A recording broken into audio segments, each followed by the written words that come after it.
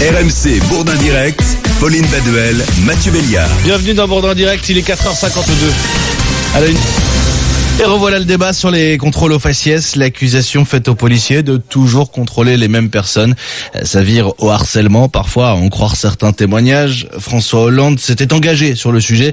C'était pendant la campagne de 2012. Engagement numéro 30, la mise en place d'un récépissé qui devait être remis à chaque personne contrôlée par les policiers et qui devait mentionner la date, le lieu et la raison du contrôle de papier. Finalement, début 2014, le gouvernement s'était contenté d'un retour au matricule des fonctionnaires pour pouvoir les identifier, un renoncement.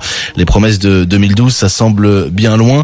Il n'empêche que les députés et sénateurs socialistes, ils sont 34 précisément, 34 élus qui viennent rappeler à François Hollande ce qu'il racontait pour se faire élire. Parmi ces parlementaires, des frondeurs bien sûr, ils disent au président que le matricule c'est insuffisant.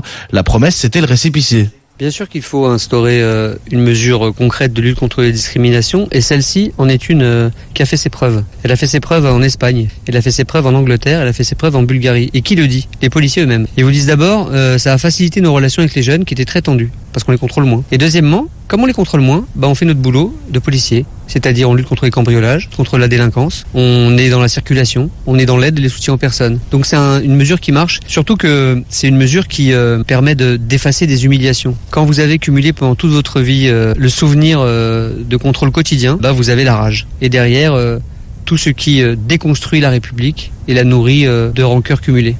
Alors, pour lutter contre les contrôles aux faciès, faut-il mettre en place un récépissé pour les forces de police ? C'est un peu plus complexe que ça pour Denis Jacob, secrétaire général administratif du syndicat de police Alliance. Écoutez, non, je pense que, une fois de plus, c'est un débat qui est relancé par un petit groupe d'idéologues qui ne reflète absolument pas la position gouvernementale. On est ultra contrôlé. Les fonctionnaires de police sont auditionnés par leur hiérarchie. S'il y a des faits avérés, ils font l'objet de sanctions. Ils peuvent très bien être blanchis par la justice, mais quand même être sanctionnés administrativement. Donc il y a le principe aussi de double peine dans la police nationale.